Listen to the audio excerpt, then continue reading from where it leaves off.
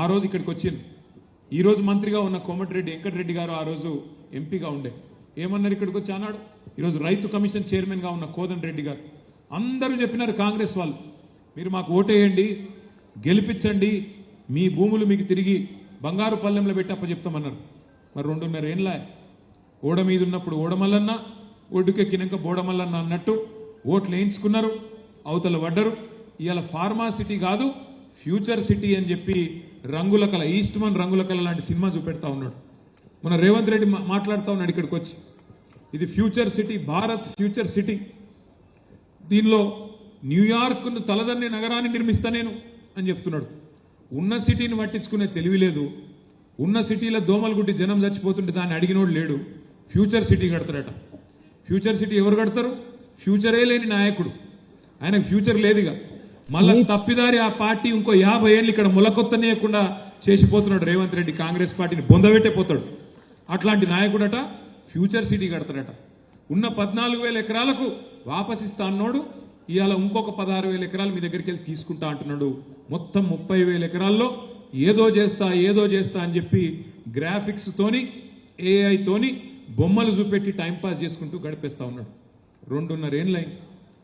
భూములు ఇస్తాంటివి ఇప్పటి వరకు సమాధానం లేదు. కోర్టులోనేమో ఫార్మాసిటీ ఉన్నదా లేదా అంటే కోర్టులోనేమో ఉన్నదని చెప్తాడు. బయటికి వచ్చేమో వాడెవడో జూ పార్కు పెడితే జూ పార్కు లాంటి మీ ఇబ్రహీంపట్నం ఇస్తారట. ఎవడన్నా మెడకాయ మీద తలకాయ ఉన్నాడు. ఇబ్రహీంపట్నంలో ఎంత ఉంటుంది ఎకరం? ఇప్పుడు ముచ్చర్ల కాడ 2-3 కోట్లు ఉంటుందా? అంటే ఇదివరకు మనం ఉన్నప్పుడు బాగుండే, ఇప్పుడు డౌన్ అయింది అనుకో రియల్ ఎస్టేట్. వాస్తవమేనా? కనీసం 2 కరోడ్ అయితే ఉంటుంది కదా. ఎవడన్నా మెడకాయ మీద తలకాయ ఉన్నాడు 2 కోట్ల విలువ చేసే భూములలో జూ పార్క్ పెడతాడే. 3,000 ఎకరాలు గాయన వరకు అంబానీకి ఇస్తారట. ఆయన వచ్చి ఇక్కడ ఏనుగులు, సింహాలు, పులులు పెడతారట. రేవంత్ రెడ్డి ఎప్పుడు చెప్పుకుంటుంటాడు, నేను నల్లమలకెళ్ళి వచ్చినా, ఆ నల్లమలని మిస్ అవుతున్నట్టున్నాడు. అందుకే ఇక్కడ ఒక జూ పార్క్ పెట్టి అప్పుడప్పుడు వచ్చి జంతువులను చూసిపోతా, క్రూర మృగాలను చూసిపోతా అన్నట్టు ఇక్కడ 3,000 ఎకరాలు మీ ఫ్యూచర్ సిటీలో ఇస్తాడంట. ఇదేనా ఒక ప్రభుత్వాన్ని నడిపే పద్ధతి? కోహెడలో 178 ఎకరాలు ఆనాడు పండ్ల మార్కెట్ పెట్టేందుకు కేసీఆర్ గారి నాయకత్వంలో భూమిని కేటాయించడమే కాదు 50 కోట్ల నిధులు కూడా అడ్వాన్స్గా ఇచ్చినాం. ఇస్తే ఇవాళ ఇక్కడ కోహెడలు ఉండదట మార్కెట్. ఏడుకోవాలి? రాచకొండ గుట్టలకు రామోజీ ఫిలిం సిటీ అవతలకు అన్నట్టు, ఆ గుట్టల పైన ఎక్కడో కట్టుకో అన్నట్టు. ఎవడన్నా నిజంగా మెడకాయ మీద తలకాయ మీద ఆలోచన చేస్తాడా? ఇట్లా ఎవరు పోతారు పండ్ల మార్కెట్కు? వ్యాపారులు, చిన్న చిన్న వ్యాపారులు పోతారు. వాళ్ళు గుట్టలలో పోయి దందా చేసుకునే పరిస్థితి ఉంటుందా? అంటే ఎంత అవివేకంగా, ఎంత అనాలోచితంగా, ఎంత రియల్ ఎస్టేట్ మీద యావతోని భూములు అమ్ముకొని ఎట్లన్నా చేసి పైసలు చేసుకోవాలన్న ఆలోచన తప్ప వేరే ఆలోచన లేదు. ఫ్యూచర్ సిటీ చుట్టూ కూడా మొత్తం జరుగుతున్నది భూదందానే. మొత్తం రేవంత్ రెడ్డి గారి అన్నదమ్ముళ్ళు ఆయన బంధువులు మాడుగుల దాకా భూములు కొన్నారు. జయపాల్ రెడ్డి గారి కుటుంబ సభ్యులు, ఈయన బావమరుదులు, ఈయన అన్నలు, తమ్ముళ్ళు మొత్తం గద్దల్లాగా వాలిపోతా ఉన్నారు. ఎక్కడ సీలింగ్ భూమి ఉంటే అది పట్టా భూమి కావాల్సిందే. ఎక్కడ పట్టా భూమి ఉంటే నువ్వు ఇస్తావా లేకపోతే సస్తావా. ఇంతకుముందు అన్న చెప్పిండు, అదొకటి పట్టుకున్నారు. 22A అంటే ఏంది? నిషేధిత జాబితాలో భూములు పెట్టుడు. మీ గమ్మత్ ఏంటంటే ఇక్కడ కాంగ్రెస్ వాళ్ళ మేనిఫెస్టో నేను మొన్న చూసిన అసెంబ్లీ అప్పుడు. మేనిఫెస్టోలో ఏం చెప్పిండ్రు?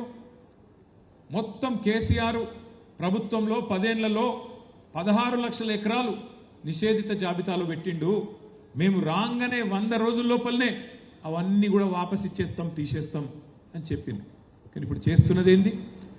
16 లక్షల ఎకరాలు ఆనాడు నిషేధిత జాబితాలో ఉంటే ఈరోజు 1 కోటి ఎకరాలను నిషేధిత జాబితాలో పెట్టిండు రేవంత్ రెడ్డి ప్రభుత్వం. ఎందుకు పెట్టిండ్రు? మీ ఎమ్మెల్యే గారు బెదిరిస్తాడు ఫోన్ చేసి, ఎవరైనా లేఅవుట్ వేస్తే ఇస్తావా సస్తావా అంటాడు. ఎట్లిస్తాడు ఆయన? ఏడికెళ్ళిస్తాడు? నువ్వు అడిగేది 30%, 40% భూమి నాకు ఇవ్వాలంటాడు. ఏడికెళ్ళిస్తారు? ఇయ్యా అంటాడు అనుకో, వెంటనే తీసుకుపోవాలి, పొంగులేటి శ్రీనివాసరెడ్డికి చెప్పాలి. పొంగులేటి శ్రీనివాసరెడ్డి ఏం చేస్తాడు?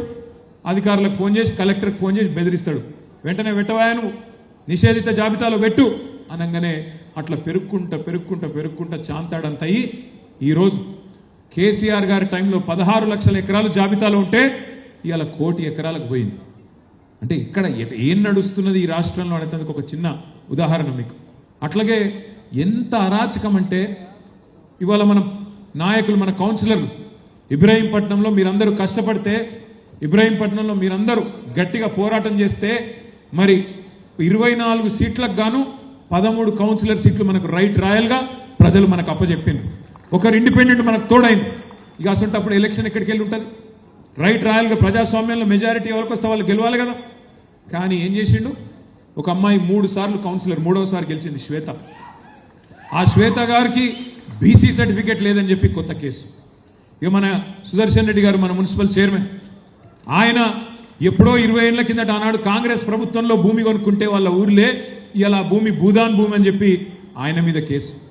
అట్లాగే ఒక తమ్ముడు ఇండిపెండెంట్ కౌన్సిలర్, ఆ తమ్ముడు వాళ్ళ మదర్ని తీసుకుపోయి హాస్పిటల్లో పెట్టి ఆమె హాస్పిటల్లో నువ్వు వెంటనే రా అని చెప్పి ఆ తమ్ముడి మీద ఒత్తిడి. రాములు గారి అబ్బాయి త్రిలోక్, మరి వారింట్లో అంత కష్టం వచ్చినా చివరికి అంత్యక్రియలకు అటెండ్ అయ్యి మళ్ళీ 24 గంటలు కూడా గడవక ముందే తిరిగి వచ్చి మొండితనంతో జిద్దుతో గెలిచి తీరాలే ప్రజాస్వామ్యం అని చెప్పి మొండిగా పోరాటం చేసి మన 13 మంది కౌన్సిలర్లు ఇవాళ ఇక్కడ గెలిపించింది మన పార్టీని కాదు, గెలిపించింది ప్రజాస్వామ్యాన్ని, గెలిపించింది ప్రజల అభిమతాన్ని, బతికించింది ఖచ్చితంగా ఈ రాష్ట్రంలో రాజ్యాంగ హక్కులను అనే మాటని మీకు విజ్ఞప్తి చేస్తా ఉన్నా. ఇక్కడ ఇబ్రహీంపట్నంలో గెలిచింది గులాబీ జెండా కాదు, ఇబ్రహీంపట్నంలో గెలిచింది ప్రజాస్వామ్యం. దాన్ని నిలిపింది మా తమ్ముడు మంచిరెడ్డి ప్రశాంత్ రెడ్డి గారు, బంటి అనే మాట కూడా నేను విజ్ఞప్తి చేస్తా ఉన్నా. చిన్న విషయం కాదు. రేవంత్ రెడ్డి లాంటి దుర్మార్గులతో, రేవంత్ రెడ్డి లాంటి అరాచక శక్తులతో కొట్లాడాలంటే చాలా ధైర్యం ఉండాలి. కేసులు పెడతారు, బెదిరిస్తారు, అధికార యంత్రాంగం మొత్తం వినియోగిస్తారు, సామ దాన భేద దండోపాయాలు ఎన్నుంటే గన్ని పైసలు ఆశ చూపెడతారు. మీకు ఇది చేస్తామంటారు, అది చేస్తామంటారు. ఆఖరికి మంచిరెడ్డి కిషన్ రెడ్డి లాంటి నాయకుడి మీద కూడా కిడ్నాప్ కేసులు పెట్టించింది. అయినా సరే ఇన్ని తట్టుకొని దాదాపు 2 నెలల పాటు ఈ ప్రభుత్వం చేస్తున్న అరాచకాన్ని తట్టుకొని నిలిచిన మా కౌన్సిలర్లందరికీ నేను శిరస్సు వంచి హృదయపూర్వకంగా నమస్కారం తెలియజేసుకుంటా ఉన్నాను. ధైర్యం కావాలి ఇట్లా కొట్టాడాలంటే. కానీ ఒకటి మాత్రం పక్కా, మన కష్టకాలం అయిపోయింది. 2.5 సంవత్సరాలు ఈ ప్రభుత్వం వచ్చిన తర్వాత మొదటి 2.5 సంవత్సరాలే కష్టకాలం అయిపోయింది. మీరు తొందరలోనే సుఖపడే టైం తప్పకుండా వస్తుంది. ఇప్పుడు ఎవడెవడైతే నకరాలు చేస్తున్నాడో, మీ ఏసీపీ, డీసీపీ, కలెక్టరు, ఇంకెవడో ఎవడెవడైతే నకరాలు చేస్తున్నాడో, నేను ఇప్పుడే తమ్ముడు బంటికి చెప్తా ఉన్నా, మల్లేశన్ అన్నది కరెక్ట్. మనం అధికారంలోకి వచ్చినాక వెంటనే ఈ కసి ఉండదు. ఏమవుతుంది? అధికారంలోకి రాగానే రంగారెడ్డి జిల్లాలో అరాచకం చేసినోడు నల్గొండకు పోతాడు అధికారి, నల్గొండలో అరాచకం చేసినోడు ఇక్కడికి వస్తాడు. నేను మీ ఓనే సార్, అట్లా సార్, ఇట్లా సార్ అని మళ్ళీ మనోళ్ళ చుట్టే తిరుగుతారు, నాకు తెలుసు. కానీ మీరు చెప్పింది కరెక్ట్. మన కిషన్ రెడ్డి గారు, మల్లేష్ అన్న ఇద్దరు చెప్పింది కరెక్టే. ఈ కసి ఆ రోజు ఉండాలి అంటే ఇప్పటి నుంచే మనం ఖచ్చితంగా వాళ్ళు ఎవరు, ఎక్కడ ఉన్నారు ఇవన్నీ రాసి పెట్టుకొని ఒక్కరిని కూడా వదలకుండా వారికి జవాబు చెప్పే బాధ్యత నాది అనే మాట నేను విజ్ఞప్తి చేసుకుంటా ఉన్నా. కేసీఆర్ సార్ అంటే పెద్ద మనిషి, మంచోడు. ఆయన పెద్ద మనిషి, మంచోడు, జీవితం అంతా చూసిండు. కానీ నేను ఇట్లాంటి దుర్మార్గ పాలన జీవితంలో చూడలేదు. నేను కూడా చూసిన, చాలా మందిని చూసినాం ప్రభుత్వాలను. చంద్రబాబు నాయుడు గారిని చూసినాం, రాజశేఖర రెడ్డి గారిని చూసినాం, రోషయ్య గారిని చూసినాం, కిరణ్ కుమార్ రెడ్డి గారిని కూడా చూసినాం. ఆ తర్వాత మన నాయకుడు కేసీఆర్ గారి పరిపాలన చూసినాం.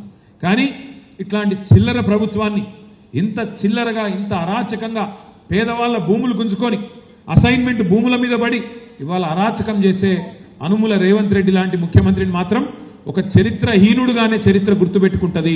తెలంగాణ సమాజం చీత్కరించే రోజులు తప్పకుండా వస్తాయనే మాట నేను మీకు విజ్ఞప్తి చేస్తా ఉన్నా. మొన్న నేను మా సబితక్క విద్యార్థుల మీటింగ్కి పోయినాం.